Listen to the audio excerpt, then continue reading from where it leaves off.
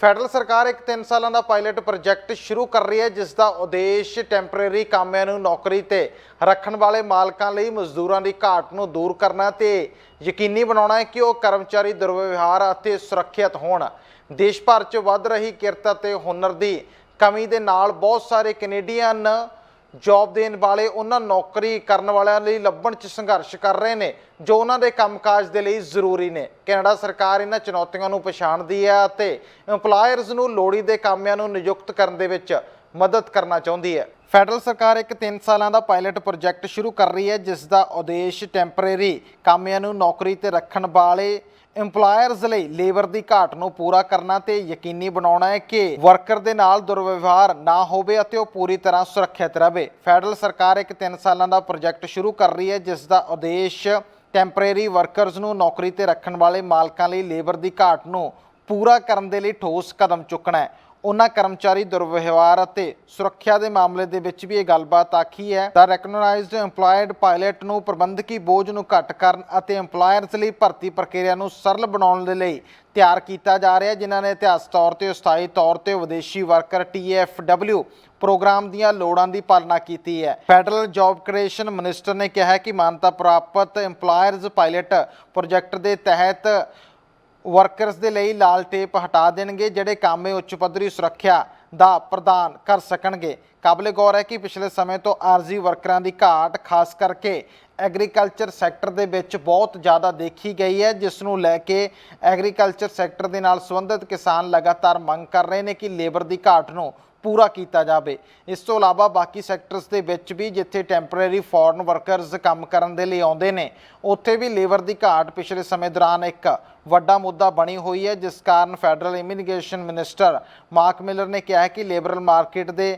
ਪਾੜੇ ਦੇ ਵਿੱਚ ਸਕਿਲਡ ਅਤੇ ਨਾਨ ਸਕਿਲਡ ਲੇਬਰ ਦੀ ਜੋ ਕਮੀ ਹੈ ਉਸ ਨੂੰ ਘਟਾਉਣ ਦੇ ਲਈ ਨਵੇਂ ਤਰੀਕੇ ਅਤੇ ਟੈਕਨੋਲੋਜੀ ਦੀ ਵਰਤੋਂ ਕੀਤੀ ਜਾ ਰਹੀ ਹੈ, ਤਾਂ ਜੋ ਘੱਟ ਤੋਂ ਘੱਟ ਸਮੇਂ ਦੇ ਵਿੱਚ ਲੇਬਰ ਦੀ ਘਾਟ ਨੂੰ ਪੂਰਿਆ ਜਾ ਸਕੇ ਅਤੇ 3 ਸਾਲੇ ਪਾਇਲਟ ਪ੍ਰੋਜੈਕਟ ਦੇ ਤਹਿਤ ਇਹੀ ਪਹਿਲ ਕਦਮੀ ਕੀਤੀ ਜਾਏਗੀ। ਕੈਨੇਡਾ ਦਾ ਟੂਰਿਜ਼ਮ ਸੈਕਟਰ ਪਿਛਲੇ ਸਮੇਂ ਦੌਰਾਨ ਸੁਰਖੀਆਂ ਦੇ ਵਿੱਚ ਬਣਿਆ ਹੋਇਆ, ਕਿਉਂਕਿ ਇਸ ਨੂੰ ਠੀਕ ਕਰਨ ਦੀਆਂ ਕੋਸ਼ਿਸ਼ਾਂ ਤਾਂ ਜਾਰੀ ਨੇ, ਪਰ ਇਸ ਦੇ ਬਾਵਜੂਦ ਵੀ ਕੋਵਿਡ-19 ਤੋਂ ਪਹਿਲਾਂ ਵਾਲਾ ਉਭਾਰ ਨਜ਼ਰ ਨਹੀਂ ਆ ਰਿਹਾ। ਹੁਣ ਇੱਕ ਨਵੀਂ ਰਿਪੋਰਟ ਸਾਹਮਣੇ ਆਈ ਹੈ, ਜਿਸ ਦੇ ਵਿੱਚ ਇਹ ਪਾਇਆ ਗਿਆ ਕਿ ਕੋਵਿਡ-19 ਲੋਕਡਾਊਨ ਹਟਾਏ ਜਾਣ ਤੋਂ ਬਾਅਦ ਤੇਜ਼ੀ ਦੇ ਨਾਲ ਰਿਕਵਰੀ ਦੇ ਬਾਵਜੂਦ ਵੀ ਹਾਲੇ ਵੀ ਟੂਰਿਜ਼ਮ ਇੰਡਸਟਰੀ ਸਲੋ ਪੈੜਾ ਪੁੱਟਦੀ ਹੋਈ ਨਜ਼ਰ ਆ ਰਹੀ ਹੈ। ਪਿਛਲੇ 3 ਸਾਲਾਂ ਦੇ ਵਿੱਚ ਸੈਰ ਸਪਾਟਾ ਉਦਯੋਗ ਹੌਲੀ ਹੋਣ ਕਾਰਨ ਇਸ ਸਾਲ ਰਿਕਵਰੀ ਦੀ ਰਫ਼ਤਾਰ ਵੀ ਘਟਣ ਦੀ ਸੰਭਾਵਨਾ ਬਣੀ ਹੋਈ ਹੈ। ਇੱਕ ਨਵੀਂ ਰਿਪੋਰਟ ਵਿੱਚ ਪਾਇਆ ਗਿਆ ਕਿ ਕੋਵਿਡ-19 ਲੋਕਡਾਊਨ ਹਟਾਏ ਜਾਣ ਤੋਂ ਬਾਅਦ ਤੇਜ਼ੀ ਨਾਲ ਰਿਕਵਰੀ ਤੋਂ ਬਾਅਦ ਇੱਕ ਵਾਰ ਫਿਰ ਤੋਂ ਟੂਰਿਜ਼ਮ ਇੰਡਸਟਰੀ ਸਲੋ ਹੁੰਦੀ ਦਿਖਾਈ ਦੇ ਰਹੀ ਹੈ। ਪਿਛਲੇ 3 ਸਾਲਾਂ 'ਚ ਟੂਰਿਸਟ ਉਦਯੋਗ ਕੋਵਿਡ ਮਹਾਮਾਰੀ ਤੋਂ ਬਾਅਦ ਇੱਕ ਵਾਰ ਫਿਰ ਤੋਂ ਬੂਮ ਵੱਲ ਗਿਆ ਸੀ। ਇੱਥੇ ਲੋਕਾਂ ਦੀ ਗਿਣਤੀ ਵੱਧ ਰਹੀ ਸੀ, ਪਰ ਹੁਣ ਇੱਕ ਵਾਰ ਫਿਰ ਤੋਂ ਇਸ ਦੇ ਵਿੱਚ ਸੁਸਤੀ ਦੇਖੀ ਜਾ ਰਹੀ ਹੈ। ਹਾਲਾਂਕਿ TD ਬੈਂਕ ਦੁਆਰਾ ਇੱਕ ਨਵੀਂ ਰਿਪੋਰਟ ਵਿੱਚ ਪਾਇਆ ਗਿਆ ਕਿ ਇਸ ਸਾਲ ਰਿਕਵਰੀ ਦੀ ਰਫ਼ਤਾਰ ਹੌਲੀ ਹੋਣੀ ਸ਼ੁਰੂ ਹੋ ਗਈ ਹੈ। ਰਿਪੋਰਟ ਵਿੱਚ ਕਿਹਾ ਗਿਆ ਕਿ ਇਹ ਗਿਰਾਵਟ ਕੈਨੇਡਾ ਦੇ ਵਿੱਚ ਵਿੱਤੀ ਚੁਣੌਤੀਆਂ ਅਤੇ ਹਾਇਰ ਇੰਟਰਸਟ ਰੇਟ ਦੇ ਕਾਰਨ, ਜੌਬ ਮਾਰਕੀਟ 'ਚ ਆਈ ਤੰਗੀ ਅਤੇ ਲੋਕਾਂ ਦੇ ਵਧੇ ਖਰਚਿਆਂ ਦੇ ਕਾਰਨ ਵੀ ਸੈਰ ਸਪਾਟਾ ਇੰਡਸਟਰੀ ਦੇ ਉੱਪਰ ਘਰੇਲੂ ਅਤੇ ਕੌਮਾਂਤਰੀ ਪੱਧਰ ਤੇ ਇਸ ਦਾ ਅਸਰ ਦੇਖਿਆ ਜਾ ਰਿਹਾ ਹੈ। ਇਸ ਮੰਦੀ ਦਾ ਮਤਲਬ ਹੈ ਕਿ ਪੂਰੀ ਰਿਕਵਰੀ ਦੇ ਲਈ ਹਾਲੇ ਫਿਲਹਾਲ 2025 ਤੱਕ ਦਾ ਸਮਾਂ ਜ਼ਰੂਰ ਲੱਗੇਗਾ। ਬੇਸ਼ੱਕ ਰਿਪੋਰਟ ਦੇ ਵਿੱਚ ਆਖਿਆ ਗਿਆ ਕਿ ਡੋਮੈਸਟਿਕ ਟੂਰਿਸਟ ਦੀ ਗਿਣਤੀ ਉਪਲਬਧ ਨਹੀਂ ਹੈ। ਅਰਥਸ਼ਾਸਤਰੀਆਂ ਦਾ ਕਹਿਣਾ ਹੈ ਕਿ ਮੁਹੱਈਆ ਕਰਵਾਏ ਗਏ ਅੰਕੜੇ ਦਰਸਾਉਂਦੇ ਨੇ ਕਿ ਕੋਵਿਡ ਮਹਾਮਾਰੀ ਦੀ ਸ਼ੁਰੂਆਤ ਦੌਰਾਨ ਘਰੇਲੂ ਸੈਰ ਸਪਾਟਾ ਗਤੀਵਿਧੀ ਦੇ ਵਿੱਚ ਮਾਮੂਲੀ ਗਿਰਾਵਟ ਆਈ ਸੀ ਅਤੇ ਉਸ ਤੋਂ ਬਾਅਦ ਇੰਟਰਨੈਸ਼ਨਲ ਸੈਰ ਸਪਾਟੇ ਨਾਲੋਂ ਤੇਜ਼ੀ ਦੇ ਨਾਲ ਇਸ ਦੇ ਵਿੱਚ ਸੁਧਾਰ ਹੋਇਆ। ਇਸ ਸਾਲ ਦੀ ਸ਼ੁਰੂਆਤ ਤੋਂ ਮਈ ਤੱਕ ਕੈਨੇਡਾ ਜਾਣ ਵਾਲੇ ਕੌਮਾਂਤਰੀ ਯਾਤਰੀਆਂ ਦੀ ਗਿਣਤੀ 2.11 ਮਿਲੀਅਨ ਤੋਂ ਵੱਧ ਕੇ 2.25 ਮਿਲੀਅਨ ਹੋ ਗਈ ਸੀ, ਜਦੋਂ ਕਿ ਡੋਮੈਸਟਿਕ ਟੂਰਿਜ਼ਮ ਨੇ ਮਹਾਮਾਰੀ ਤੋਂ ਬਾਅਦ ਤੇਜ਼ੀ ਦੇ ਨਾਲ ਰਿਕਵਰੀ ਦੇਖੀ ਸੀ ਅਤੇ ਇੰਟਰਨੈਸ਼ਨਲ ਟੂਰਿਜ਼ਮ ਦੀ ਪਛੜੀ ਹੋਈ ਰਿਕਵਰੀ ਦੇ ਰਾਹ ਵਿੱਚ ਇੱਕ ਮੁੱਖ ਕਮਜ਼ੋਰੀ ਵੀ ਇਸ ਸਮੇਂ ਦੌਰਾਨ ਸਾਹਮਣੇ ਆਈ ਹੈ।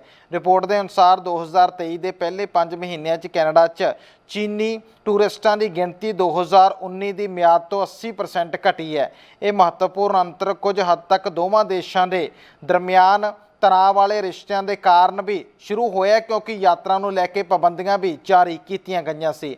ਹਾਲਾਂਕਿ ਭਾਰਤ ਤੋਂ ਆਉਣ ਵਾਲੇ ਟੂਰਿਸਟਾਂ ਦੀ ਗਿਣਤੀ ਦੇ ਵਿੱਚ ਤੇਜ਼ੀ ਦੇ ਨਾਲ ਵਾਧਾ ਹੋਇਆ। ਇਹ ਕੋਵਿਡ-19 ਤੋਂ ਪਹਿਲਾਂ ਦੇ ਮੁਕਾਬਲੇ ਦੁੱਗਣੀ ਹੋ ਗਈ ਹੈ। ਰਿਪੋਰਟ ਵਿੱਚ ਸਾਰੇ ਸੂਬਿਆਂ 'ਚ ਵੱਖ-ਵੱਖ ਟੂਰਿਸਟ ਰਿਕਵਰੀ ਪੈਟਰਨਾਂ ਨੂੰ ਵੀ ਉਜਾਗਰ ਕੀਤਾ ਗਿਆ, ਜਿਸ ਵਿੱਚ ਅਟਲਾਂਟਿਕ ਖੇਤਰ ਦੇਸ਼ ਦੇ ਬਾਕੀ ਹਿੱਸਿਆਂ ਦੇ ਨਾਲੋਂ ਥੋੜਾ ਬਿਹਤਰ ਅੰਕੜੇ ਦਰਸਾ ਰਿਹਾ ਹੈ। ਰਿਪੋਰਟ ਮੁਤਾਬਕ ਨੋਵਾ ਸਕੋਸ਼ੀਆ 15% ਦੇ ਵਾਧੇ ਨਾਲ ਕੋਵਿਡ ਤੋਂ ਬਾਅਦ ਕੌਮਾਂਤਰੀ ਟੂਰਿਸਟ ਦੇ ਲਈ ਸਭ ਤੋਂ ਅੱਗੇ ਨਿਕਲਣ ਵਾਲਾ ਸੂਬਾ ਹੈ। ਦੂਜੇ ਨੰਬਰ ਦੇ ਉੱਪਰ ਕਿਊਬਿਕ ਦਾ ਨੰਬਰ ਆਉਂਦਾ, ਜਿੱਥੇ ਕਿ ਅੰਕੜਿਆਂ ਦੇ ਵਿੱਚ ਸੁਧਾਰ ਦੇਖੇ ਗਏ ਨੇ।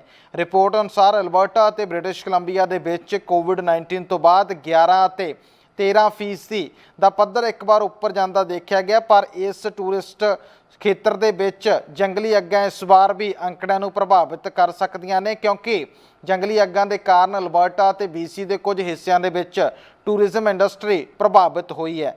ਇਸ ਤੋਂ ਇਲਾਵਾ ਜਿੱਥੇ ਲੋਕਾਂ ਦੇ ਵਧੇ ਹੋਏ ਖਰਚੇ ਇਸ ਦੇ ਲਈ ਜ਼ਿੰਮੇਵਾਰ ਨੇ, ਉਸ ਦੇ ਨਾਲੋਂ ਨਾਲ ਏਅਰਲਾਈਨਸ ਦੀ ਪਿਛਲੇ ਸਮੇਂ ਦੌਰਾਨ ਹੋਈ ਗੜਬੜੀ ਦੇ ਕਾਰਨ ਵੀ ਬਹੁਤ ਸਾਰੇ ਲੋਕਾਂ ਦਾ ਘੁੰਮਣ ਫਿਰਨ ਤੋਂ ਧਿਆਨ ਭੰਗ ਹੋਇਆ ਹੈ। ਸਾਡਾ ਹਰ ਇੱਕ ਪ੍ਰੋਗਰਾਮ ਦੇਖਣ ਤੇ ਸਾਡੇ ਨਾਲ ਜੁੜਨ ਲਈ ਸਬਸਕ੍ਰਾਈਬ ਕਰੋ ਚੈਨਲ ਪੰਜਾਬੀ ਤੇ ਨੋਟੀਫਿਕੇਸ਼ਨ ਲਈ ਬੈਲ ਆਈਕਨ ਵਾਲੇ ਬਟਨ ਤੇ ਕਲਿੱਕ ਕਰੋ।